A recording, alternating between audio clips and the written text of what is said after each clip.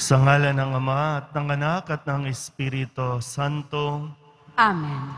Ang pagpapala at kapayapaan mula sa Diyos na Ama natin at sa Panginoong Hesukristo naway sumainyo. At sumaiyo rin. Mga kapatid, tinipon tayo bilang kaanib na angkan ng Diyos. Kaya dumulog tayo sa maawaing Panginoong nagpapatawad ng lubos. Sinugong tagapagpagaling sa mga nagsisisi, Panginoon, kaawaan mo kami. Panginoon, kaawaan mo kami. Dumating na tagapag-anyayang mga makasalanan ay magsisi, Kristo, kaawaan mo kami. Kristo, kaawaan mo kami. Nakaluklok ka sa kanan ng Diyos Ama para ipamagitan kami. Panginoon, kaawaan mo kami. Panginoon, kaawaan mo kami. Kaawaan tayo ng makapangyarihang Diyos. Patawarin tayo sa ating mga kasalanan at patnubayan tayo sa buhay na walang hanggan. Amen. Manalangin tayo. Ama naming makapangyarihan, kami naway magkaroon ng pitagan at pagmamahal para aming magawang sambahin ang ngalan mo. Sapagkat sa mga pinatatatag sa iyong pag-ibig, ikaw ay walang pinababayaang masadlak sa ligalig. Iniluluhog namin ito sa pamamagitan ni Jesucristo, kasama ng Espiritu Santo, magpasawalang hanggan. Amen. Magsiupo muna ang lahat. Pagbasa mula sa ikalawang aklat ng mga hari. Noong mga araw na iyon, nilusob ni Haring Salmasar ng Assyria ang Samaria at 3 taon itong kinugkob. Nang ikasiyam na taon ng paghahari ni Oseas, ang Samaria ay sinakop ni Haring Salmasar ng Assyria. Dinala niyang bihag ang mga Israelita at ikinalat sa hala ng Habor o ilog ng Gosan at sa mga lungsod ng Medos. Nangyari ito sa mga Israelita sapagkat nagkasala sila sa Panginoon na nag-alis sa kanila sa Ehipto sa pagpapahirap sa kanila ng Haring Faraon. Sila'y naglingkod sa ibang Diyos at nakiayon sa kaugalian ng mga taong itinaboy ng Panginoon mula sa lupaing sinakop nila. Bukod dito, sumunod sila sa mga kaugaliang itinatag ng mga hari ng Israel. Dahil sa kasamaan nilang tao, ang Israel at ang Huda ay binabalaan ng Panginoon sa pamamagitan ng mga propeta. Ganito ang ipinasabi niya, talikdan ninyo ang inyong mga kasamaan at mamuhay ayon sa kautusang ibinigay ko sa inyong mga ninuno sa pamamagitan ng mga propeta. Ngunit hindi nila ito pinansin. Sa halip, nagmatigas sila tulad ng kanilang mga ninuno na hindi nanalig sa Panginoon nilang Diyos. Ipinagwalang bahala nila ang kautusan, ang pakikipagtipan sa Panginoon ng kanilang mga ninuno at ang babala niya sa kanila. Kaya itinaboy silang lahat mula sa kanyang harapan, liban sa lipi ni Huda. Ang salita ng Diyos. Salamat sa Diyos. Poon kami ay sagipin, kaawain at kupkupin. Poon kami ay sagipin, kaawaan at kupkupin. Kami iyong itinakwil, O Diyos, kami ay nilupig. Kami sana'y balikan mo kung ikaw man ay nagalit. Poon kami ay sagipin, kaawaan at kupkupin. Yaong lupang sinaktan mo'y nanginginig na lupain. Bago lubos na mawasak, gamutin mo at pagalingin. Labis na ang paghihirap, niting iyong mga lingkod. Lasing kamat langog-lango sa alak ng iyong dulot. Poon kami ay sagipin, kaawaan at kupkupin. Itinakwil mo ba kami? Kami ba ay iniwan na? Paano ang hukbo namin? Sino ngayon ang sasama? O Diyos, kami tulungan mo laban sa aming kaaway, pagkat ang tulong ng tao ay wala ng kabuluhan. Poon kami ay sagipin, kaawaan at kupkupin. Magsitayo po ang lahat.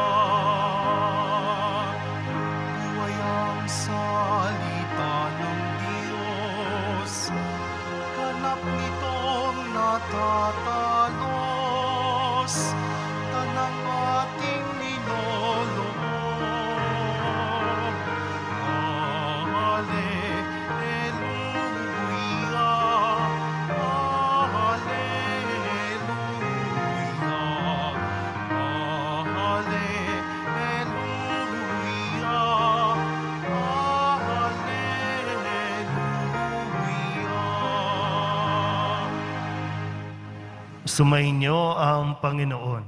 At sumaiyo rin. Ang mabuting balita ng Panginoon ayon kay San Mateo. Papuri sa iyo, Panginoon. Noong panahong iyon, sinabi ni Jesus sa kanyang mga alagad, "Huwag ninyong hatulan ang inyong kapwa upang hindi kayo hatulan ng Diyos. Sapagkat hahatulan kayo ng Diyos ayon sa hatol na inihahatol ninyo sa iba. Ang panukat ninyo sa iba ay siya ring ipanunukat sa inyo. Bakit mo nakikita ang puwing sa mata ng iyong kapatid, ngunit hindi mo pinapansin ang puwing mong gatahilan sa iyong mata?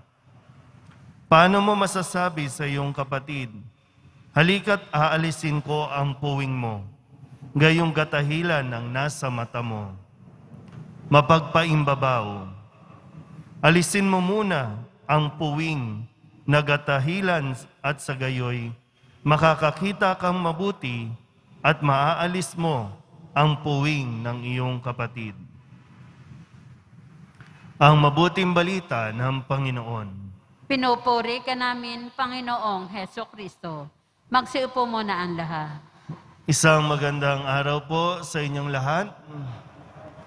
At malinaw naman po, no, sa unang araw na ito, tayo ay pinaalalahanan ng Poong Jesus Nazareno na wala sa atin ang kapangyarihan para hatulan ang bawat isa. Tanging ang Diyos ang may karapatan para tayo hatulan o husgahan. Kaya nga, sabi niya mismo, huwag ninyong hatulan ang inyong kapwa upang hindi rin kayo hatulan ng Diyos. So kung ano yung ating ginagawa sa ating kapwa, mararanasan din natin ito. Sa panahon ngayon na talagang malaking bahagi sa buhay natin ang ginagampanan ng social media, na parang umiikot na, no? Walang isang araw na hindi ka nakatutok sa social media. Ano mang social media yan, Facebook, Twitter, Instagram, YouTube, o kung ano pa mga social media na nandiyan dyan. Na lumilitaw din na dahil ang tao hindi na nag-iisip muna bago gumawa ng isang bagay, Kasi laging padalos-dalos, no?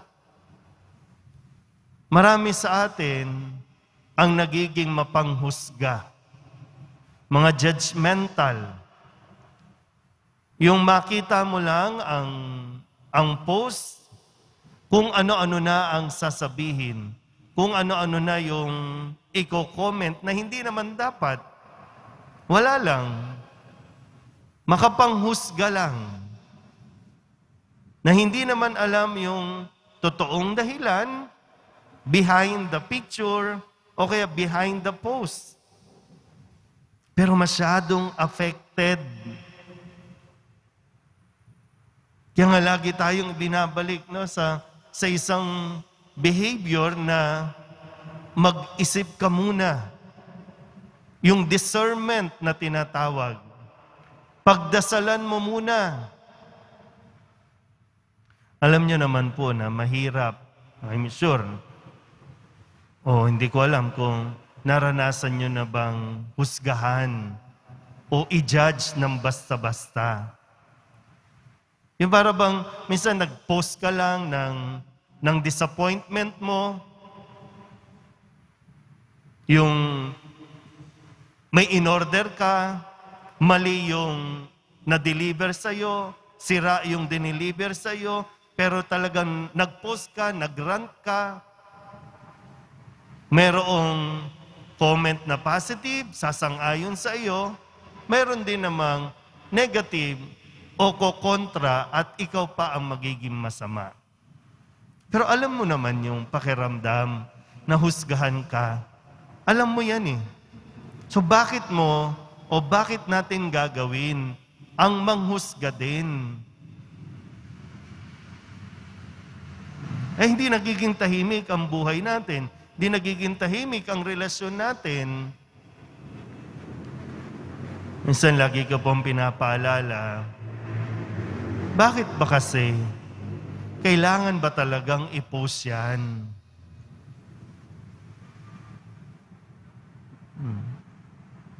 Minsan po isipin muna natin, no? Kung para maiwasan natin yung panghusga o ang mahusgahan, kailangan mas maging responsable tayo sa ating mga sinasabi at mga ginagawa.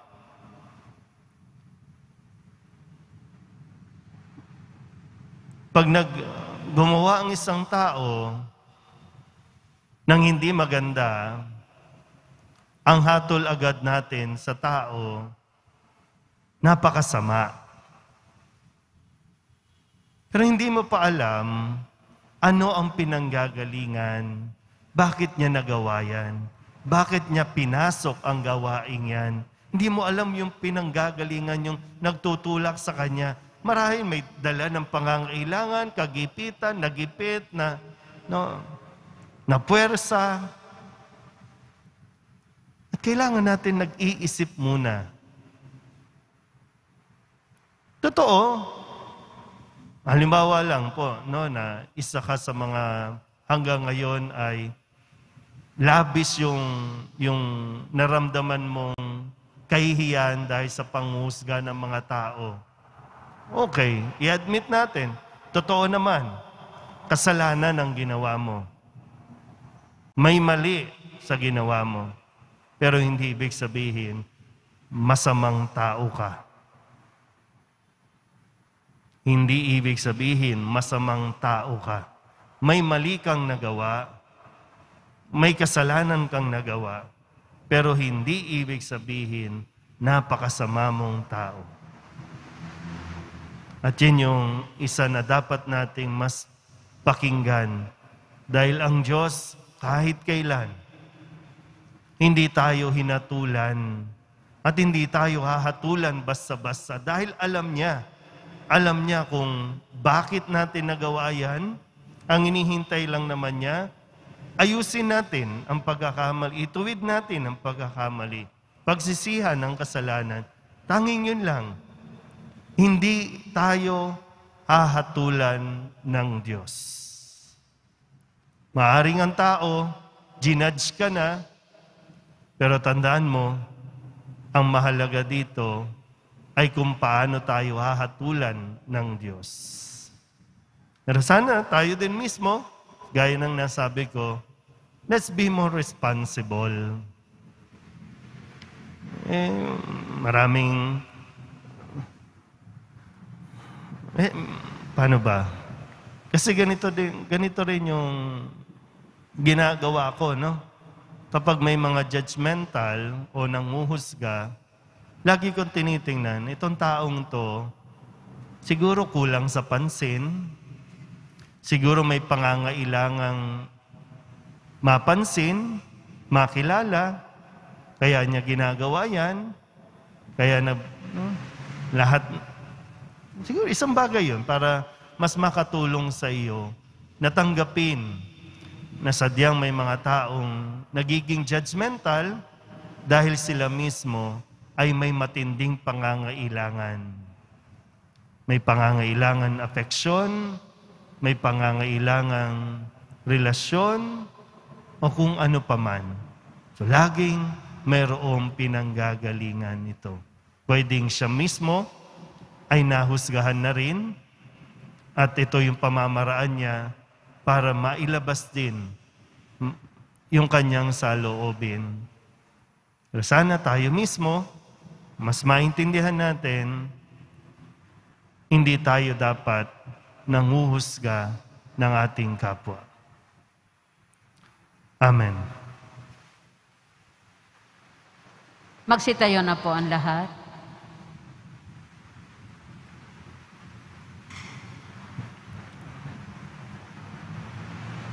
Mga kapatid, manalangin tayo sa mahabaging Ama upang maging mapagbigay at mahabagin tayo sa pakikitungo sa ating kapwa. Ang ating pong itutugon, Ama, ituro sa amin ang iyong pagiging mahabagin. Ama, ituro sa amin ang iyong pagiging mahabagin. Ang simbahan, naway laging isagawa ang kanyang paglilingkod sa mananampalataya sa pamamagitan ng pagpapagaling at pagpapatawad. Manalangin tayo. Ama, ituro sa amin ang iyong pagiging mahabagin. Ang mga opisyal ng gobyerno naway magpakita ng pag-aasikaso at pagmamalasakit sa mga dukha at mga yagit ng lipunan. Manalangin tayo.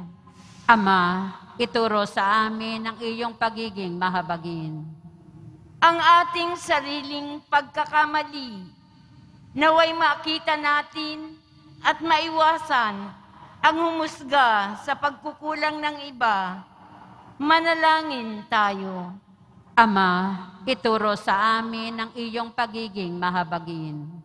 Ang mga may sakit at mga nalulumbay at mga may kapansanan, naway makatagpo ng lakas at kagalingan.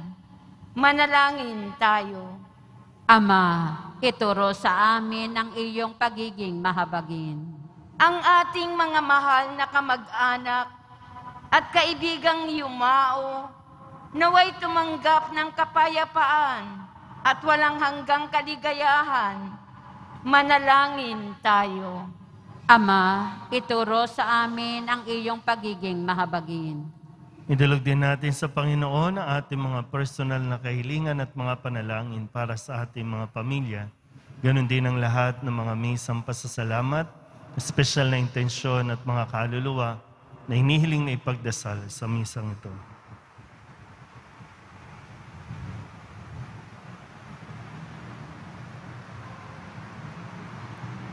Ang lahat ng ito hinihiling namin sa ngalan ni Kristo ang aming Panginoon. Amen. Magsiupo muna ang lahat.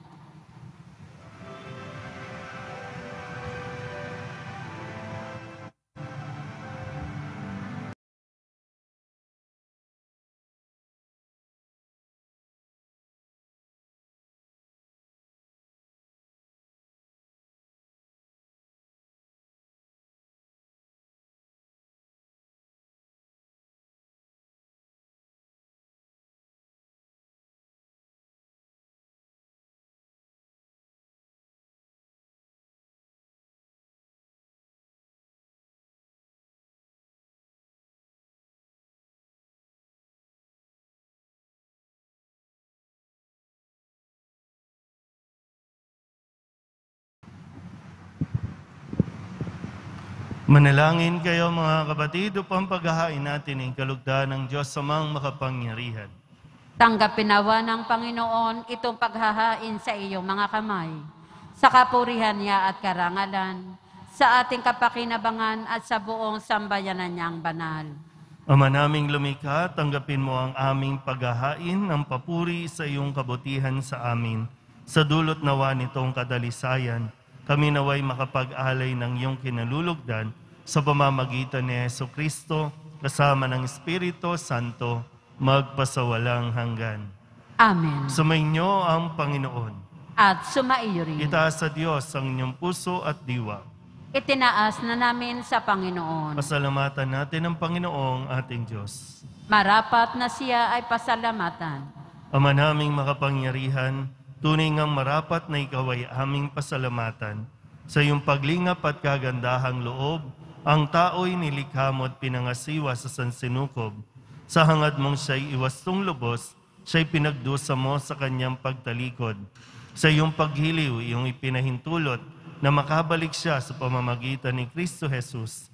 Kaya kaysa ng mga anghel na nagsisiawit ng papuri sa iyo, nang walang humpay sa kalangitan, kami nagbubunyi sa iyong kadakilaan. Santo, Santo, Santo, Panginoon Diyos na mga hukbo, napupuno ang langit at lupa ng kadakilaan mo. O sana sa kaitaasan, pinagpala ang naparirito sa ngalan ng Panginoon. O sana sa kaitaasan, magsiluhod po ang lahat. Ama naming banal, ikaw ang bukal ng tanang kabanalan. Kaya't sa pamamagitan ng iyong Espiritu, gawin mong banal ang kaloob na ito upang para sa aming maging katawan at dugo ng aming Panginoong Hesukristo. Bago niya pinagtisang kusang loob na maging handog, hinawakan niya ang tinapay, pinasalamatan kaniya, pinaghati-hati ni iyon, iniabot sa kanyang mga alagad at sinabi, tanggapin ninyong lahat ito at kanin, ito ang aking katawan na ihahandog para sa inyo.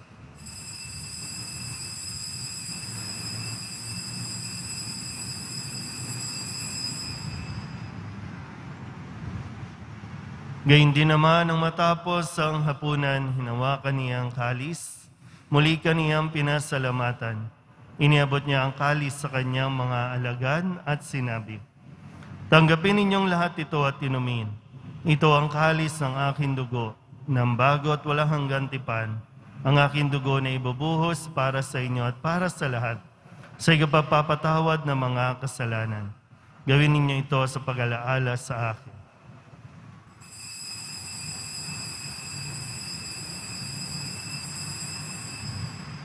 Magsitayo po ang lahat. Ipagbunyi natin ang misteryo ng pananampalataya.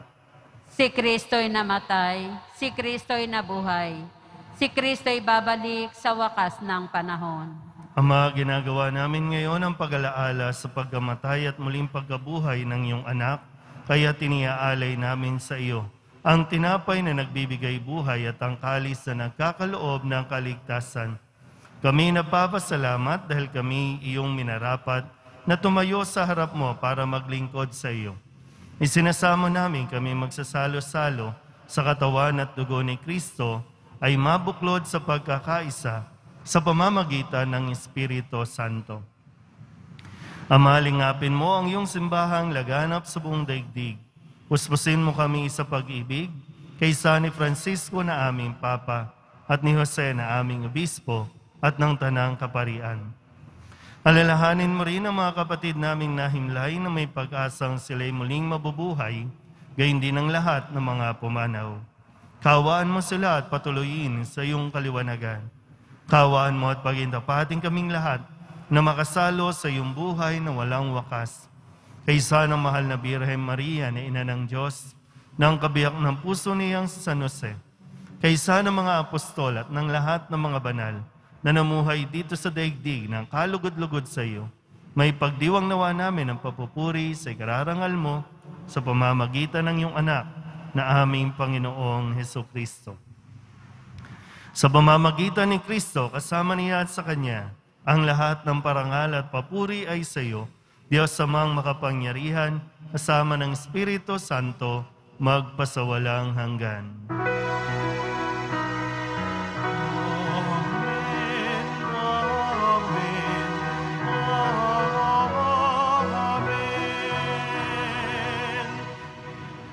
Buong kababaang loob tayong tumawag sa ating Panginoon ng Ama namin. Ama namin, Sumasalangit ka, sambahin ang ngalan mo. Mapasa amin ang kaharian mo. Sundin ang loob mo dito sa lupa para nang sa langit. Bigyan mo kami ngayon ng aming kakanin sa araw-araw at patawarin mo kami sa aming mga sala para nang pagpapatawad namin sa nakakasala sa amin. At huwag mo kaming ipahintulot sa tukso at iadya mo kami sa lahat ng masama. hinihiling namin kami iadya sa lahat ng masama, pagkalooban ng kapayapaan araw-araw, iligtas sa kasalanan at ilayo sa lahat ng kapahamakan, samantalang aming pinananabikan ang dakilang araw ng pagpapahayag ng tagapagligtas naming si Jesucristo. Sapagkat iyo ang kaharian at ang kapangyarihan at ang kapurihan magpakailanman. Amen. Panginoong Jesucristo, sinabi mo sa iyong mga apostol, kapayapaan ang niiwan ko sa inyo, ang aking kapayapaan ang binibigay ko sa inyo. Tunghayan mo ang aming pananampalataya at huwag ang aming mga pagkakasala. Pagkalooban mo kami ng kapayapaan at pagkakaisa ayon sa iyong kalooban, kasama ng Espiritu Santo, magpasawalang hanggan. Amen. Ang kapayapaan ng Panginoon ay laging sumainyo. At sumaiyo rin. Magbigayan po tayo ng kapayapaan sa isa't isa. Kordero ng Diyos na nag-aalis ng mga kasalanan ng sanlibutan, maawa ka sa amin. Kordero ng Diyos na nag-aalis ng mga kasalanan ng sanlibutan, maawa ka sa amin. Kordero ng Diyos na nag-aalis ng mga kasalanan ng sanlibutan, ipagkaloob mo sa amin ang kapayapaan. Magsiluhod po ang lahat.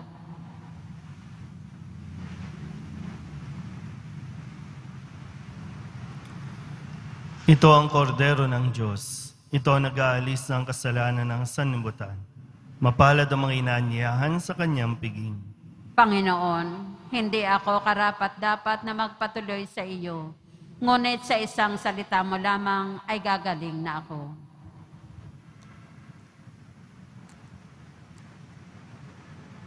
Katawan ni Kristo, Amen.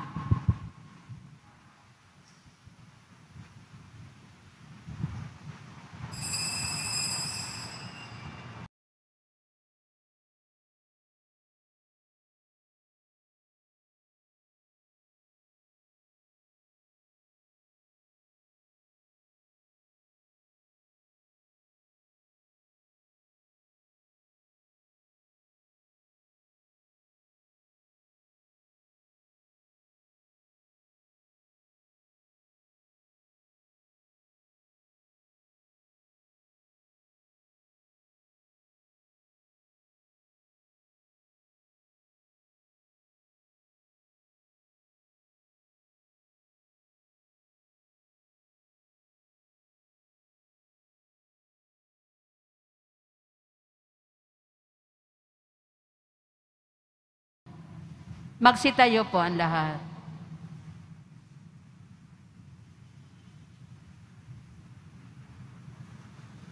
manalangin tayo.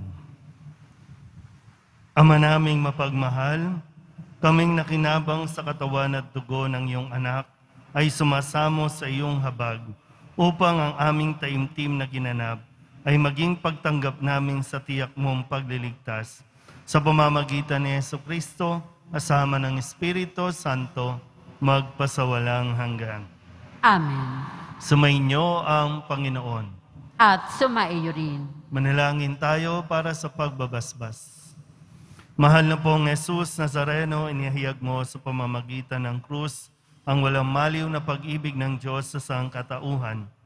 Pakinggan mo ang kahilingan ng iyong angkan na nagsusumamo sa iyo. Makamtanawa nila ang iyong katugunan at tanggapin ang kasagutan na may utang na loob na tinatanaw. Basbasan din po ninyo mga dala-dala nilang mga imahin at dasalan at lahat ng mga may karamdaman. Sa pamamagitan ng bendisyon na ito, naway maalala nila ang mga pangako nila noon sa binyag na ikaw ang kanilang ibigin at paglilingkuran bilang Panginoon magpasawalang hanggan. Amen. At pagpalain kayo ng makapangyarihang Diyos, Ama at Anak at Espiritu Santo. Amen. Mayo kayong taglay ang kapayapaan ng Poong Jesus Nazareno. Salamat sa Diyos. Magandang araw po.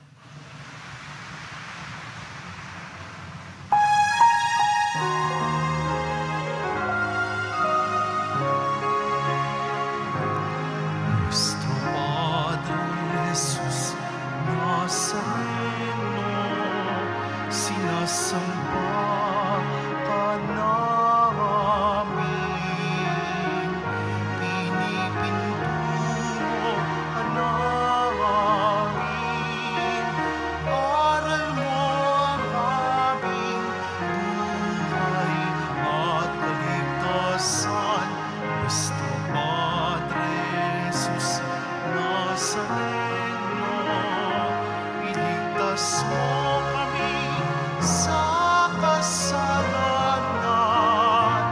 Ang krus mong kinatayan ay sa